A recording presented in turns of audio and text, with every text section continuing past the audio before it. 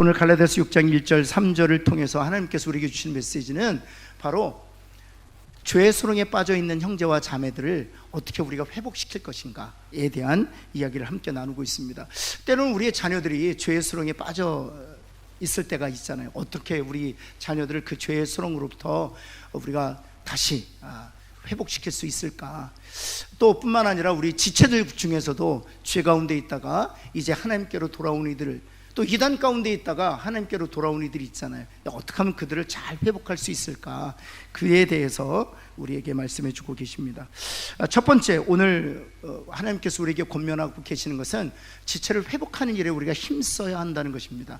하나님께서 우리에게 주신 사명 중에 하나는 예수를 알지 못한 이들에게 복음 전해서 그들을 주께로 인도하는 것입니다.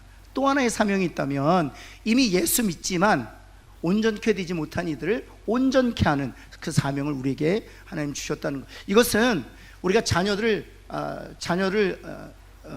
잉태하고 그 다음 양육하는 과정과 같습니다. 혹시 여러분 자녀를 잉태하고 나서 방치하시는 부모가 어디 있어요? 그렇죠? 더 많은 시간 양육을 위해서 수고하시잖아요. 저는 대학교나 대학원 졸업하면 다 알아서 살 줄 알았어요.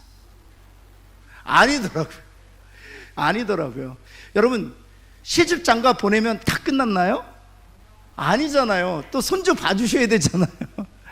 여러분, 평생 하나님 나라 갈 때까지 하나님께서 우리 부모를, 우리 자녀들 곁에 붙여주신 것은 그들을 잘 섬기라고 붙여주신 줄을 믿습니다. 그렇다고 해서 헬리콥터 맘이 되셔서는 안 돼요. 헬리콥터 맘이 어떤 것입니까? 이렇게 중심에 놓고 헬리콥터처럼 삥삥삥 도는 거 헬리콥터 맘이라고 그래요. 근데 그것이 아니라 우리가 기도로 하나님께 우리 자녀들을, 손주들을 맡기는 그 역할을 하나님께서 우리에게 맡기셨다는 사실이죠. 여러분, 따라서 우리에게 주어진 두 가지 사명, 잉태케 하고 양육케 하게 하는 사명을 하나님께서 우리에게 주셨다는 사실. 잉태케 하는 일은 성령께서 하시는 일입니다. 성령께서 복음이 증거될 때 그 증거된 복음을 통해 믿음을 발생시켜요. 한번 따라해 볼까요? 이건 여러분 그냥 외우시면 좋아요. 성령께서 복음을 통해서 믿음을 발생시킨다. 옆에 있는 분에게 성령께서 복음을 통해서 믿음을 발생시킵니다. 한번 할까요? 여러분, 이것이 요한복음 15장 26절 말씀과 로마서 10장 17절 말씀을 사실 엮은 거예요. 로마서 15장 26절 말씀은 예수님께서 보혜사 성령 진리의 영이 오시면 그가 나에 대하여 증언할 것이다 말씀하셨어요. 그가 나에 대하여 증언할 것이다. 우리가 예수 그리스도를 알게 되었다면 바로 성령께서 우리에게 예수 그리스도를 증언해 주셨기 때문입니다. 근데 성령께서 예수 그리스도를 우리에게 어떤 방식으로 증언해 주시는가? 로마서 10장 17절 말씀에 보면 믿음은 어디에서 나고? 들음에서 나고, 들음은 그리스도의 말씀이에요. 들음은 그리스도의 말씀으로 말미암느니라. 따라서 그리스도의 말씀이 증거될 때 그 복음이 무엇을 발생시킨다? 믿음을 발생시킨다는 것입니다. 그렇다면 복음을 증거케 하시는 그 사역을 감당하시는 분이 누구시라고요? 성령님. 때로는 목사를 사용하기도 하고요, 엠마오 정착부 교사를 사용하기도 하고요, 다음 세대 교사들, 또 우리 부목사님과 전도사님 사용하기도 합니다. 우리 구역장님들 사용하기도 합니다. 그들의 입술을 통해서 복음이 증거되지만 실제로 그 복음을 증거하는 주체는 누구인가 하면 성령님. 그가 나에 대하여 증언하실 것이다. 누구를 통하여? 우리들을 통하여, 우리들의 입술을 통하여, 우리의 지혜를 통하여 성령께서 복음을 증언하게 하시는데, 그 증거된 복음이 무엇을 발생시킨다? 믿음을 발생시킨다. 왜 믿음이 필요하냐? 믿음과 증거된 복음이 연합되기 때문입니다. 여러분, 그래서 데살로니가서 1장에 가보면 2장 13절에 보면 반드시 말씀은 믿는 자 안에서 역사한다고 되어 있어요. 그래서 말씀이 믿음을 발생시키고 그 믿음이 말씀과 연합되어 우리를 구원에 이르게 하는 것이죠. 따라서 다시 한 번만 옆에 있는 분에게 성령이 복음을 통하여 믿음을 발생시키십니다. 한번 할까요? 이것을 가리켜서 성경은 소경됐던 자가 보게 되었다라는 표현이에요. 또 다른 말로는 거듭나게 되었다, 우리 죽었던 영이 거듭나게 되었다라고 표현하는 것입니다. 여러분, 이것이 바로 출생과 관련된 거, 하나님의 자녀로 태어나는 것과 관련되어 있어요. 그리고 또 하나 우리에게 주신 사명은 하나님의 자녀로 태어났다면 그가 양육받아서 그리스도의 사람으로 온전하게 되어가는 것, 이것이 바로 우리에게 맡겨진 사명입니다. 사랑하는 성도들, 우리 교회가 또 우리 교회 성도들이 이 두 가지 사명 잘 감당하는 교회 되기를 예수 그리스도는 축원합니다. 그래서 디모데후서 3장 16절, 17절, 15절부터 보면 성경은 구원에 이르는 지혜가 있다고 했어요. 그리고 나서 16절에 모든 성경은 교훈과 책망과 바르게 함과 의로 교육하기 유익하니 이는 하나님의 사람으로 하여금 온전케 한다 그랬어요. 성경이 두 가지 기능을 하고 있는 것이죠. 구원에 이르는 지혜를 얻게 하는 것, 다시 말해 출생과 관련되는 것, 그리고 온전케 되는 것, 다시 말해 양육을 통해서 그리스도를 닮아가게 하는 것, 이 두 가지 사역과 성경이 역시 관계를 가지고 있다는 사실이죠. 그래서 우리 교회가 이 두 가지 사역을 잘 균형 있게 하는 그런 교회 되기를 간절히 소원합니다. 성도 여러분들도 이 두 가지 사명에 정말 헌신하는 그런 저와 여러분들, 그래서 6장 1절과 3절은 출생케 하는 사역이 아니라 바로 온전케 하는 사역이에요. 그래서 1절 첫 번째 보면 지체를 회복하게 하는 일에 힘써야 된다는 것이죠. 갈라디아서 6장 1절 말씀 보겠습니다. 형제들아, 사람이 만일 무슨 범죄한 일이 드러나거든, 여기서 말하는 사람은 불신자들을 의미하는 것이 아닙니다. 갈라디아 교회에 속한 성도들을 의미하죠. 범죄한 일이 드러나거든 신령한 너희는 온유한 심령으로 그러한 자를 어찌하라고요? 바로 잡아야 된다. 그러한 자를 바로 잡는 것이. 그렇다면 이 그러한 자를 바로 잡는다는 것이 어떤 뜻인가 한번 볼까요? 여러분 프린트를 보시면 그러한 자를 바로 잡는다는 것은 어떤 뜻인가 하면 그를 부드럽게 회복시키라, 이런 뜻을 가지고 있어요.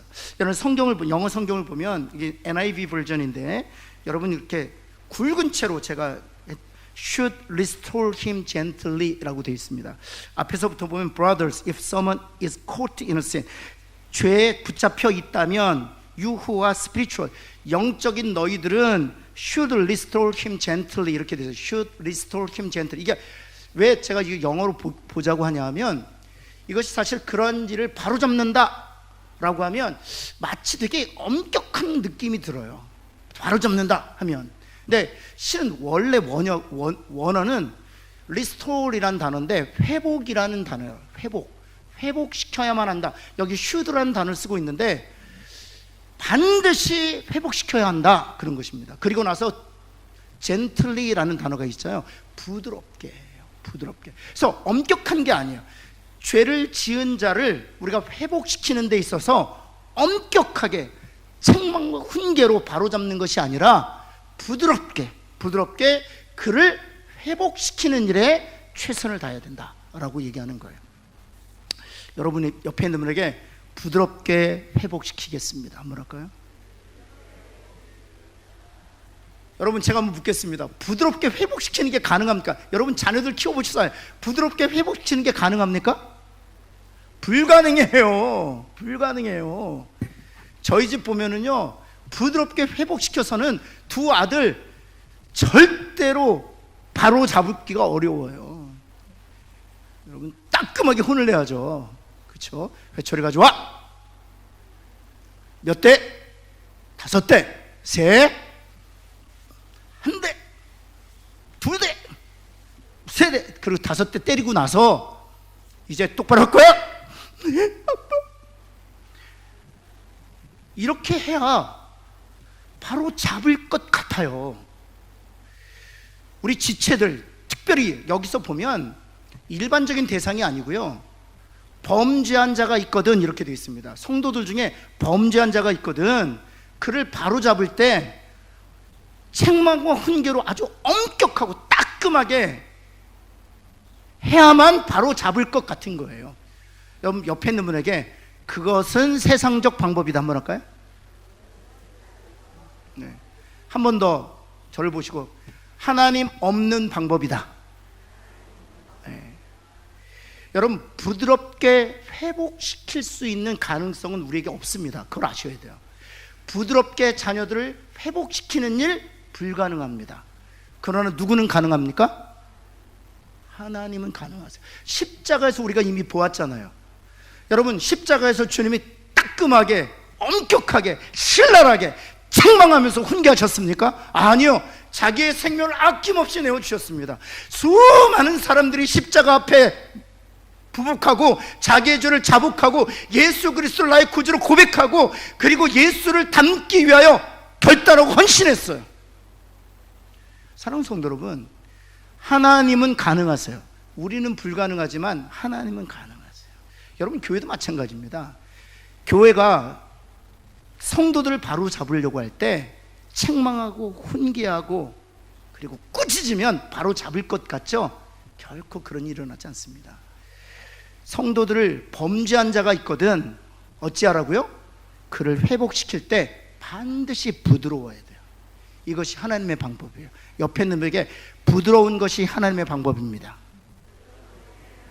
혹시 자녀들을 훈계하고 자녀들을 바로잡으려고 할 때, 특별히 신앙적으로 바로잡으려고, 성경적으로 바로잡으려고 할 때, 성경 그리스도 안에서 그를 회복시키려고 할 때 엄격하거나 꾸짖거나 또는 신랄하거나 또 때로는 비난하기도 합니다.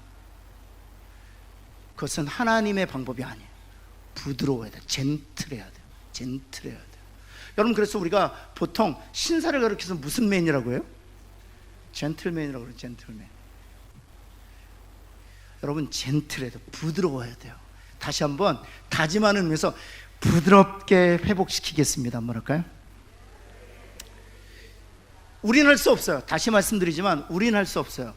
우리가 부드럽게 회복하는 일에 우리가 헌신하면 하나님이 사랑으로 그를 온전하게 회복시켜 주실 줄을 믿습니다. 저는 우리 교회가 그런 교회 되길 바랍니다. 우리 교회가 범죄한 자가 있거든 부드럽게 회복시키는, 그래서 하나님께서 그리스도의 사랑으로 그를 온전하게 하는 그런 교회 되기를 예수 그리스도는 다시 한번 축원합니다. 그렇다면 두 번째, 무엇으로 죄에 빠진 지체를 그렇게 부드럽게 회복시킬 것인가? 두 가지만 말씀드리면, 첫 번째는 하나님의 은혜의 복음을 증거해야 돼요. 하나님의 은혜의 복음을 증거해야 되는 이유는 A번, 첫 번째를 보시면 무엇입니까? 하나님의 은혜의 복음을 전해야 되는 히브리서 9장 22절 말씀 같이 한번 읽겠습니다. 시작. 율법을 따라 거의 모든 물건이 피로써 정결하게 되나니 피 흘림이 없은즉 무엇으로 정결케 된다고요? 피로써 정결케 된다고요. 피로써 정결케 된다. 여기서 말하는 피는 무엇을 상징하는 것입니까? 바로 예수 그리스도의 피만이 우리를 정결케 하는 줄을 믿습니다. 그래서 새 번역을 보면 이렇게 번역되어 있습니다. 같이 한번 읽습니다. 시작. 율법에 따르면 거의 모든 것이 피로 깨끗해져. 예수 그리스도의 보혈만이 그를 정결케 할 수 있습니다. 여러분, 그래서 에베소 1장 7절 말씀 같이 한번 읽습니다. 시작. 우리는 그리스도 안에서 그의 은혜의 풍성함을 따라 그의 피로 말미암아 속량 곧 죄사함을 받는. 그래서 그리스도의 복음이 증거되어야만 죄가 해결될 수 있어요. 거기서부터 시작하는 거예요. 여러분, 불신자는 죄의 문제를 다룰 수가 없어요. 그가 먼저 신자가 되고 거룩한 하나님의 백성이 돼야 비로소 그 죄의 문제를 다룰 수가 있어요. 따라서 우리가 그리스도의 복음 전해서 피로 말미암아 죄 사함 없고 책망받을 것이 없는 거룩한 하나님의 자녀가 될 때 비로소 죄의 문제를 다룰 수 있게 된다는 사실이에요. 그래서 열심히 그리스도의 복음 전해야 돼요. 두 번째, 그리스도의 복음으로 말미암아 믿음을 가지게 되어 하나님의 자녀가 되었다면 두 번째, 말씀을 듣고 읽고 묵상하도록 권면해야 돼요. 왜냐하면 말씀만이 그를 정결케 할 수 있는 능력이기 때문입니다. 요한복음 17장 17절 말씀 한번 볼까요? 그들을 진리로 거룩하게 하옵소서. 아버지의 말씀은 진리니이다. 주님께서 우리들을 위해서 기도하신 것입니다. 주님, 하나님의 백성들을 거룩하게 하여 여기서 말하는 거룩이란 신분의 거룩을 의미하는 것이 아닙니다. 이미 신분의 거룩을 통해 하나님의 백성이 된 그들의 실제적인 삶에서 거룩하게 되길 원합니다. 죄의 지배를 받지 아니하고 육신의 소욕을 따라 살지 아니하고 성령의 소욕대로 살기를 원합니다. 그래서 거룩이 주는 자유함과 능력과 담대함과 평안과 안식을 누리며 살게 하여 주옵소서 기도하시는 거예요. 근데 그것이 무엇으로만 가능한가? 진리인 하나님의 말씀만이 가능하다. 여러분, 이건 제 간증인데요, 말씀을 묵상하지 않고요, 그냥 읽기만 해서 말씀은 내 마음에 두기만 해도 말씀이 능력이 되어서 죄를 이기는 힘이 돼요. 사랑하는 성도 여러분, 말씀을 마음에 두는 저와 여러분 되기를 간절히 소원합니다. 옆에 있는 분에게 말씀을 마음에 두는 일에 부지런합시다 한번 할까요? 여러분, 우리 운동을 하루에 30분만 해도 효과가 있대요. 여러분, 그런데 그보다 더 효과가 있는 게 하나님의 말씀을 무조건 30분씩만 읽어도 내 마음에 평안을 주시고 안식을 주시고 죄를 이길 수 있는 도덕적 능력을 허락해 주신다는 거예요. 여러분, 그리고 디모데후서 3장 16절 17절 좀 전에 제가 말씀드렸지만 한번 읽겠습니다. 모든 성경은 하나님의 감동으로 된 것으로 교훈을 주시기도 하고 책망도 바르게 함과 의로 교육하기 유익하니. 여기에 보면 교훈과 책망, 바르게 함이 다 여러분 이미 체험을 통해서 아시잖아요. 성경을 읽을 때 그 성경이 교훈하세요. 성경이 때로는 책망하세요. 성경이 또는 저를 바르게 하시고 의로 교육합니다. 그런데 여러분, 이미 체험하셨던 분들은 아마 아실 거예요. 굉장히 젠틀하게 교훈하시고 아주 부드럽게 책망하시고 우리로 하여금 스스로 자발적으로 바른 길 가도록 우리로 하여금 결단케 하세요. 여러분, 성경 읽다 보면 눈물을 흘릴 때가 있어요. 성경 읽다 보면 하나님께서 위로해 주시는 것을, 내가 죄 가운데 있지만 저의 형편과 사정을 아시는 하나님께서 죄 가운데 있는 나를 불쌍히 여기시고 민망히 여기시는 게 느껴져요. 그래서 나로 하여금 스스로, 하나님, 제가 더 이상 이 수렁에 빠져있지 않기를 원합니다. 다시 일어서겠습니다. 힘과 용기와 소망도 주신다는 거예요. 따라서 계속해서 17절 말씀 보면, 이는 부터 한번 같이 한번 읽어볼까요? 시작. 하나님의 사람으로 온전하게 하며 선한 일을 행할 능력을 갖추게 하려 함이라. 우리로 하여금 온전하게. 여기 온전이란 단어는 어떤 단어이냐면 찢어진 그물을 깁다, 이런 뜻이에요. 온전이란 단어. 사실은 옆에 있는 분에게 우리는 찢어진 그물입니다 한번 할까요? 예, 여러 면에서 한번 여러분 생각해 보세요. 여러분 성품 중에 좀 찢어져 있는 부분이 어떤 부분이에요? 그런데 그 찢어져 있는 부분이 다채롭지 않은 거 아세요? 다채롭게 찢어져 있지 않아요. 거의 한 부분이 결정적으로 찢어져 있어요, 늘. 그리고 그 찢어져 있는 부분으로 하나님께서 주시는 은혜가 다 새어나갑니다. 우리는 알고 있어요. 알고 있는 분들은 고개를 끄덕여볼까요? 그래요. 다채롭게 찢어져 있지 않아요. 여기 찢어져 있고 저기 찢어져 있고 여기 찢어져 있지 않아요. 그리고 종류별로 찢어져 있지 않아요. 대부분이, 한 부분이 집중적으로 찢어져 있어요. 그리고 작년에 찢어졌던 것이 올해도 역시 그 부분이 약해서 찢어져 있어요. 그래서 하나님께서 말씀만이 그 찢어진 부분을 온전히 기워서 온전한 금을 되게 하신다는 거예요. 온전한 금을 될 때 우리가 하나님 주시는 은혜를 놓치지 않게 될 줄을 믿습니다. 그래서 우리가 해야 될 일이 일단 말씀으로, 그들이 찢어진 그물로 인해서 고통당하고 있기 때문에 말씀을 읽고 듣고 묵상하고 말씀을 마음에 둘 수 있도록 권면해야 돼요. 왜냐하면 말씀만이 그들을 치료하기 때문에. 여러분, 자녀들 손주 역시 마찬가지입니다. 우리가 아무리 우리의 입술로 여러분 훈계한다 할지라도, 그것을 우리가 전문용어로 잔소리라고 하잖아요. 그렇게 훈계한다 할지라도 자녀들 변화되지 않습니다. 자녀들 마음에 말씀이 들어가면 그 말씀이 찢어진 부분을 기워서 온전한 사람이 되게 하는 거예요. 우리가 해야 할 일이 있다면, 또 기도해야 할 일이 있다면, 우리 자녀들과 손주들이 말씀 안에 거할 수 있도록 권면하고 돕고 기도하는 것입니다. 지체도 역시 마찬가지예요. 여러분, 두 번째, 지체를 구체적으로 사랑해야 돼요. 지체를 구체적으로 사랑하되 우리가 구체적으로 사랑해야 돼. 한번 따라해볼게요. 구체적으로 사랑해야 합니다. 그래서 6장 2절에 범죄한 자들을 우리가 아주 부드럽게 회복시키기 위하여 복음 전하고 말씀 안에 거할 수 있도록 권면하는 일 외에 우리가 해야 될 일이 있는데, 같이 한번 읽겠습니다. 시작.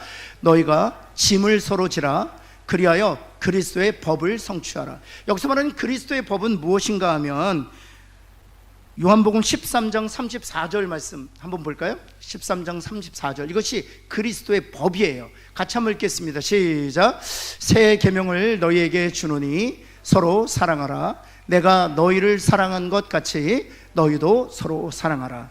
여기서 말하는 법이란 율법의 법을 의미하는 것이거든요. 따라서 그리스도의 법이라고 할 때 그 율법에 상응하는 주님께서 주신 새 계명은 요한복음 3장 13장 33절 내가 너에게 새 계명을 주는, 여기서 말하는 이 새 계명은 10계명 외에 또 다른 계명을 말하는 것일까요? 아니면 차원이 다른 계명을 얘기하는 걸까요?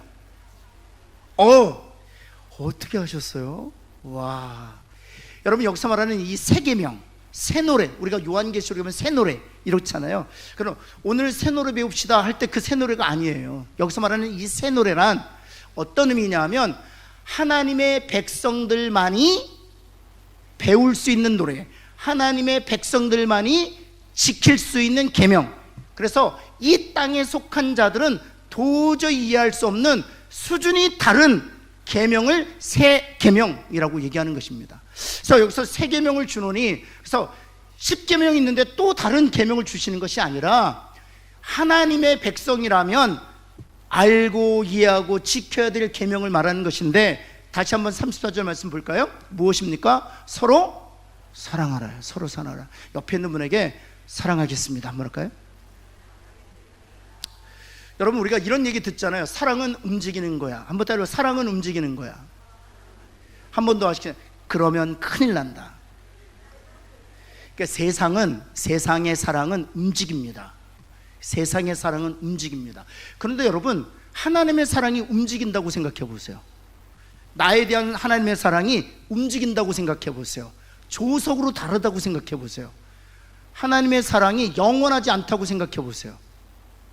여러분, 하나님의 사랑은 고정된 사랑이에요. 여러분, 사랑은 감정이 아닙니다. 물론 감정이 동반되는 것입니다. 그러나 감정이 전부가 아니에요. 여러분, 고린도전서 13장에 보면 사랑은 무엇이라고 되어 있습니까? 오래 참는 거예요. 사랑은 진리와 함께 기뻐하는 것입니다. 사랑은 시기하지 않는 것입니다. 사랑은 모든 것을 참으며 모든 것을 견디는 것입니다. 사랑은 세상이 말하는 그런 아름다운 이야기가 아니에요. 사랑은 기독교의 사랑이라고 얘기할 땐 그것은 십자가를 얘기하는 거예요. 여러분, 그래서 이 사랑이란 언약인 거예요. 언약. 하나님께서 아브라함을 통해서 언약하셨어요. 그리고 하나님께서 그 언약을 신실하게 지키신 거예요. 그것이 사랑이에요. 부부간의 사랑은 언약을 신실하게 지키는 겁니다. 여보, 사랑해? 사랑해? 사랑해? 이게 사랑이 아니에요. 사랑은, 성경이 말하는 사랑은 언약을 신실하게 지키는 것이 사랑. 그게 1차원적 사랑이에요. 가장 핵심이에요. 옆에 있는 분에게 언약을 신실하게 지키는 것이 사랑입니다. 한번 할까요? 여러분, 십자가를 한번 다시 한번 묵상해 보세요. 제자들이 예수님을 다 버렸습니다. 여러분, 예수님께서 제자들을 위해서 3년 반 동안 최선을 다하셨어요. 자신의 모든 것을 내어주셨어요. 자신의 시간을 내어주셨어요. 자신의 마음을 내어주셨습니다. 그러나 십자가에서 예수님의 제자들은 예수님을 다 버렸습니다. 만약 세상이 말하는 사랑이라면 제자들은 예수님을 배신한 거예요. 근데 예수님은 그 순간도 신실하게 십자가를 지고 계십니다. 왠지 아세요? 하나님께서 언약하셨기 때문에. 아브라함을 통해서 이삭의 생명은 취하기보다는 순양의 생명으로 대신하심으로 하나님께서 이미 언약하셨기 때문에, 당신의 백성들과. 그래서 하나님이 신실하게 그 언약을 지키시는, 어느 누구도 알아주지 않는 그 상황에서도, 이게 사랑이에요. 옆에 있는 분은 부부끼리 계시면 너무 좋아요. 이렇게 한번, 당신이 날 몰라 주어도 나는 언약을 지키겠습니다. 한번 할까요? 이게 사랑이에요. 옆에 있는 분에게 당신이 날 사랑하지 않아도 난 당신을 사랑하겠습니다. 여러분, 이게 십자가가 말하는 사랑이에요. 당신이 날 버려도 나는 여전히 당신을 사랑하겠습니다. 왠지 아세요? 우리를 하나님 아버지 안에서 형제와 자매가 되게 하셨고, 우리를 한 공동체, 한 몸이 되게 하셨기 때문에 내가 그 언약과 약속을 기억하고 신실하게 사랑하는 거예요. 사랑하는 성도 여러분, 그런 사랑이 우리 진짜 성경이 말하는 십자가의 사랑이에요. 전 우리 교회에서 그런 사랑이 여러분들 통해서 구체적으로 드러나기를 예수 그리스도의 이름으로 축원합니다. 여러분, 그래서 2번을 보면 이 사랑을 어떻게 성취할 수 있을까? 그리스도의 법, 이 사랑을 어떻게 성취할 수 있을까? 6장 2절 한번 볼까요? 다시 한번 보면, 그래서 무엇을 져야 되는 거예요? 짐을 져야 되는 거예요. 그래서 짐을 져야. 이 사랑은 쉽게 져지는 게 아닙니다. 쉽게 져진, 이 감정이 아니기 때문에 쉽게 이 언약을 끝까지 지키는 것이기 때문에 쉽게 져지는 것이 아닙니다. 바로 예수님께서 십자가에서 죄의 짐을 짊어지셨듯이 형제와 자매들의 그 짐을 내가 대신 짊어져야만 어떤 상황 가운데에서도 하나님의 언약과 약속을 우리가 신실하게 지켜낼 수 있거든요. 여러분, 때로는 배우자가 부정 가운데 있을 수 있습니다. 그러나 하나님께서 배우자를 나에게 약속과 언약으로 주셨기 때문에 그 자리를, 그 짐을 지고 끝까지 그 약속과 언약 가운데 머물러 있는 거예요. 그것이 바로 하나님의 사랑이에요. 여러분, 세상 사람들은 몰라주어도 하나님은 보고 계십니다. 하나님이 그에게 특별한 은혜를 베풀어 주실 줄을 믿습니다. 여러분, 그래서 마가복음 16장 24절 말씀 볼까요? 마가복음 16장 24절. 그래서 주님이 이렇게 말씀하시는 거예요. 우리가 저희들 짐에 대해서 이렇게 같이 한번 읽겠습니다. 시작. 이에 예수께서 제자들에게 이르시되 누구든지 나를 따라오려거든 자기를 부인하고 자기 십자가를 지고 나를 따르는, 자기 십자가를 져야 돼요. 그렇다면 자기 십자가를 지기 위해서는 반드시 선행돼야 되는 것이 있는데, 나를 부인해야 돼요. 여기서 나를 부인한다는 것은 내가 주장할 권리를 내려놓는 거예요. 옆에 있는 분에게 내가 주장할 권리를 내려놓겠습니다. 그럼 옆에 있는 분은 감사합니다. 그럼 받으세요.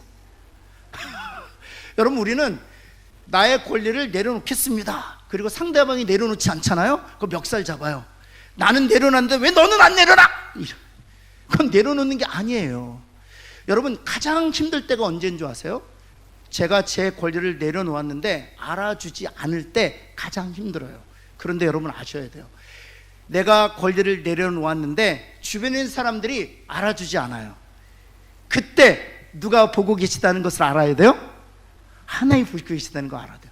제가 간혹 가다가 저희 아이들하고 있을 때 아비로서의 권리를 내려놓을 때가 있어요. 근데 저희 두 아이들은 늘 제가 권리를 내려놓다 보니까 그것을 당연한 줄 알아요.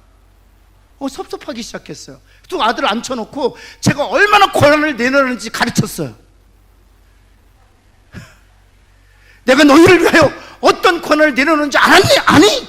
그랬더니 아이들이 그러더라고요. 아빠, 우리도 아빠를 위해서 우리 자녀의 권한을 얼마나 내려놓는지 아세요? 그러더라고요. 여러분, 그건 권한을 내려놓는 게 아닙니다. 여러분, 몰라줄 때, 담임 목사가 담임 목사의 권한을 내려주었을 때, 성도들이 모를 때 누가 보고 계시다는 것을 알아야 돼요? 섭섭해할 일이 아니에요. 하나님이 보고 계시는 거야. 그리고 이렇게 말씀하시는 음성을 들어야 돼요. 신철아, 잘하고 있다. 박장로, 잘하고 있어. 최 집사, 잘하고 있어. 정권사, 잘하고 있어. 하나님께서 말씀하신 그 음성 듣고 끝까지 그 마음 변치 않는 저와 여러분 되기를 간절히 소원합니다. 그것이 바로 내가 나를 부인할 때 비로소 지게 되는 십자가. 이 두 가지는 동전의 양면. 나를 부인하게 되면 저절로 십자가는 져지게 돼요. 나를 부인하게 되면 십자가는 저절로 지게 돼요. 왜 우리가 십자가를 짓는 것이 어려운 줄 아세요? 부인할 수가 없기 때문에. 주님도 이렇게 말씀하셨잖아요. 기도할 때 이 자기를 부인하는 것이 그렇게 힘든 거예요. 주님 보여주신 거예요. 뭐라고 말씀하셨어요? 이 잔을 할 수만 있으시거든 어떻게 해달라고요? 지나가게 돼. 부인하는 게 너무 어려운 거예요. 그러나 곧바로 주님이 기도하시잖아요. 나의 뜻대로 하지 마옵시고 누구의 뜻대로 하옵소서? 하나님의 뜻대로 하옵소서. 아버지의 뜻대로 하옵소서. 무엇을 말하는 것입니까? 나를 부인하면 십자가는 지게 되는 거예요. 한번 따라해볼까요? 나를 부인하면 십자가는 지게 됩니다. 옆에 있는 분에게 잘 부인합시다. 뭐랄까요? 네. 때로는 아내로서 설거지하다가 불화가 치밀 때가 있잖아요. 내가 식모야? 이럴 때 있잖아요. 그럴 때 그걸 부인해 보세요. 그래, 내가 우리 사랑하는 가족들을 위해서 내가 헌신하지 뭐. 그 부인하는 거예요. 그리고 십자가는 희생하는 거죠. 누군가의 생명을 온전케 하기 위하여 내가 희생하고 헌신하는 거예요. 내가 부엌대기야? 아니 나는 맨날 주차장에서 봉사해야 돼? 나는 빚도 없고 이름도 없이 이렇게 아무도 심지어 담임 목사님조차도 알아주지 않는데, 여러분 이 영적인 싸움에서 이기고 승리하시기를 예수 그리스도는 축원합니다. 하나님은 보고 계세요. 우리 인간들은요, 사람을 외모로만 취하기 때문에 중심을 볼 수가 없어요. 그러나 중심을 보시는 하나님은 아무리 낮고 천한 곳에서 이름도 없이 빚도 없이 사역한다 할지라도 하나님이 다 보고 계시고 다 카운트하고 계시고 하나님이 다 셈하고 계시다는 사실이에요. 사랑하는 성도 여러분, 그 사실을 알고, 그 분명한 사실을 알고 끝까지 이 싸움에서 지지 않는, 그래서 자기를 부인하고 십자가를 짐으로 누군가의 생명을 온전케 하는 일에 헌신하는 저와 여러분 되기를 예수 그리스도는 축원합니다. 여러분, 세 번째는 무엇인가 하면, 지체를 이렇게 바로 잡아줄 때, 이게 부드럽게 그들을 회복시켜 줄 때 우리에게 두 가지 태도가 필요해요. 자녀들을 바로 잡아줄 때도 이 두 가지 태도는 반드시 필요합니다. 성도를 바로 잡아줄 때에도 이 두 가지 태도가 필요합니다. 결론적으로 말씀드린 이 두 가지 태도는 온유와 겸손이에요. 한번 따라해볼까요? 온유와 겸손 한번 할까요? 여러분, 그래서 예수님께서도 말씀하셨잖아요. 나는 마음이, 그렇죠.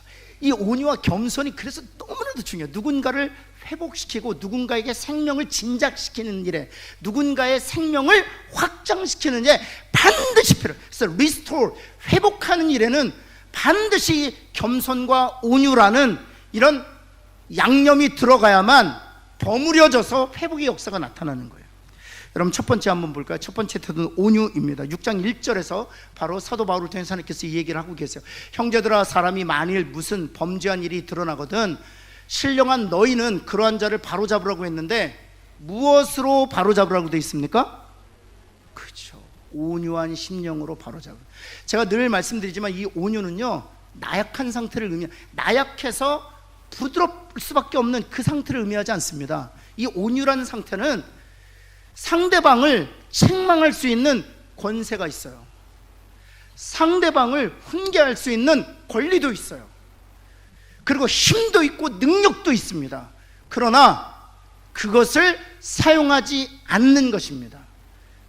다른 사람의 생명을 진작시키고 다른 사람을 성장시키기 위하여 그 능력을 제한하고 절제하는 능력, 이게 바로 온유예요. 그래서 여러분, 늘 말씀드리지만 모세를 민족의 지도자로 40년간 하나님께서 택하신 이유는 그가 모든 사람들보다 어떤 면에서 승하였기 때문입니까? 온유한 면에서 승했기 때문에 하나님이 그를 40년 동안 변함없이 민족의 지도자로 쓰신 거예요. 왜냐하면 그에게 주신 능력과 그에게 주신 권능과 그에게 주신 힘과 권세가 너무 막강하기 때문에 그 힘과 권능을 사용하면 이스라엘 백성들이 다칠 수 있거든요. 그래서 온유한 자를, 그리고 온유한 자가 될 때까지 하나님께서 모세를 기다리신 거예요. 사랑하는 성도 여러분, 저는 우리 교회 모든 리더들이 정말 온유한 자가 되어 하나님께서 마음껏 맡기고 하나님께서 마음껏 사용하시는 저와 여러분 되기를 예수 그리스도는 축원합니다. 여러분, 제가 목사가 될 때 정말 제가 이 부분을 너무 많이 기도했어요. 왜냐하면 목사는요, 여러분들이 가지고 있지 못한 그런 권세를 하나 가지고 있습니다. 무엇인가 하면 말씀의 권세예요. 여러분, 제가 이렇게 설교할 때 여러분 아무 얘기 못 하시죠? 그렇잖아요. 제가 말할 때 여러분 아무 얘기 못 하시잖아요. 고개만 끄덕이시잖아요. 가끔가다 웃어주시고. 여러분, 제가 온유하지 않으면 이 말씀으로 여러분을 때릴 수가 있습니다. 아마 여러분 그런 설교 들어보셨을 거예요. 말씀으로 치는 설교 많이 들어보셨어요. 마음 한켠이 막 갈래갈래 찢어지면서 그 말씀을 받아야 됐던 때도 있었을 거예요. 여러분, 목사는 무조건 온유해야 돼요. 다시 말씀드립니다. 누군가를 회복시킬 때는요, 신랄해서는 안 돼요. 비아냥거려서도 안 돼요. 비난해서도 안 돼요. 그럼 회복이 일어나지 않아요. 회복이 일어나려면 그 사람이 동의가 돼야 돼요. 그 사람이 100% 그 말씀에 순종할 수 있도록 도와줘야 돼. 그러려면 주님이 십자가에서 보여주셨던 것처럼 온유해야 돼. 그래야만 변화가 일어나요. 여러분, 저를 위해서 계속 기도해서 많이 온유해졌어요. 하나님의 은혜로. 앞으로 더 온유해질 수 있도록 기도해 주시기를 바랍니다. 옆에 있는 분에게 온유한 만큼 쓰신다 한번 할까요? 네. 제가 이렇게 보면 우리 교회 리더들 중에서 보면, 우리 교회만이 아니라 그 이전에서도 보면 정말 은사도 있고 재능도 있고 실력도 있어요. 그런데 온유하지 못해서 쓰임받지 못하는 분들 많이 봤습니다. 밥상 다 차려져 있는데 온유하지 못해서 그 밥상을 없는 분들 너무 많아 봤어요. 여러분, 모든 게 갖추어 있어도 온유하지 않으면 하나님이 쓰실 수가 없어요. 하나님의 능력이 나타날 수가 열매가 나타날 수 없기 때문에 그런 온유한 하나님의 사람들 되시기를 예수 그리스도는 축원합니다. 여러분, 두 번째는 겸손이에요. 겸손. 그래서 1절 한번 다시 한번 볼까요? 1절 한번 다시 보면 온유한 심령으로 그러한 자를 바로잡고, 온유한 심령을 가진 자들만, 정확히 번역하면 온유한 심령을 가진 자들만이 그러한 자들을 바로잡을 수 있다는 거예요. 그리고 너 자신을 살펴보아 너도 시험을 받을까 두려워하라, 이렇게 했죠. 온유한 심령으로 그러한 사람을 바로잡고 동시에 나도 살펴야 돼요. 한번 옆에 있는 분에게 나도 살펴야 합니다. 뭐랄까요? 나도 살펴야 돼요. 나도 살펴야 돼요. 그래서 주님이 말씀하셨잖아요. 내 눈에 모는 못 보고, 들보는 못 보고 다른 사람의 티는 못. 나를 봐야 돼요. 나를 살펴야 돼요. 여러분, 그리고 나서 6장 3절에 이런 정말 귀한 말씀 우리에게 주고 계시죠. 여러분, 만일 누가 아무것도 되지 못하고 된 줄로 생각하면, 이런 뜻이에요. 아무것도 되지 못하고 된 줄로, 이게 무슨 뜻일까요? 세 번역으로 보면 이렇습니다. 한번 볼까요? 같이 한번 읽습니다. 노란색으로 같이 읽습니다. 시작. 옆에 있는 분에게 아무것도 아니면서 무엇이 된 것처럼 생각하지 맙시다. 한번 할까요? 우리가 스스로를 속인다는 거예요. 하나님이 보실 때 우리는 아무것도 아닌 거예요. 아무것도 아닌데 스스로 된 것처럼 자기를 속이는 거예요. 학벌로, 재산으로, 심지어는요 천성적으로 좋은 성품을 갖고 있다는 이유 때문에, 그리고 실력과 재능과 은사가 있다는 이유 때문에 그것으로 아무것도 아닌데 무엇인가 된 것처럼 자기 자신을 속이는 거예요. 사랑하는 성도 여러분, 우리는 아무것도 아닙니다. 그래서 영어로는 이렇게 되어 있습니다. We are nothing. 우리는 nothing. 우리는 아무것도 아닌데 스스로를 something, 무엇인가로 생각한다는 거예요. 한번 유식하게 한번 해볼까요? 우리는 nothing. 옆에 있는 분, 우리는 nothing. something이라고 생각하지 말자. 여러분, 하나님께서 우리를 너무 잘 알고 계세요. 이거 저에게 주시는 말씀이에요. 박 목사, 네가 something이라고 생각하니? 아니, 너의 실체는 nothing이야. 그래서 겸손이란 무엇인가 하면 실은 낮아지는 것이라고 생각하잖아요. 아니에요. 정확하게 겸손을 정의하면 나의 실체와 정체에 눈을 뜨는 게 겸손이에요. 나의 실체가 무엇인지를 정확하게 인식하는 것, 그것이 겸손이에요. 그러면 내가 아무것도 아니라는 사실 알게 되는 거예요. 그럼 낮아질 필요도 없어요. 그렇죠? 우린 나땡인데요, 낮은 자인데요. 낮아진다는 것은 무엇을 전제로 말하는 것입니까? 그렇죠. 내가 높이 있다는 것을 전제로 얘기하는 것이죠. 그래서 여러분, 옆에 있는 분에게 낮아지겠습니다 하면 굉장히 교만한 거예요. 스스로를 아무것도 가지지 못하면서 무엇인가 가진 것처럼 속이고 있기 때문에 낮아지겠다고 얘기한, 낮아지실 수 있는 분은 오직 우리 주 예수님밖에 없는 줄을 믿습니다. 우리는 낮은 자예요. 그것을 알면 나보다 남을 낮게 여길 수 있는 것이죠. 귀히 여길 수 있는 것이죠. 그것이 바로 겸손이에요. 다시 한번 따라해 볼게요. 겸손이란 나의 실체를 아는 것입니다. 그렇죠? nothing인데 something인 척 하지 맙시다. 한번 할까요? 네, 오늘 영어 하나 배웠습니다. 한 번 더 합시다. nothing인데 something인 척 하지 말자. 그런데 우리가 얼마나 타락했냐면 스스로 nothing이라고 고백해야 되는데 자꾸만 옆에서 nothing이라고 알려주는 분들이 있어요.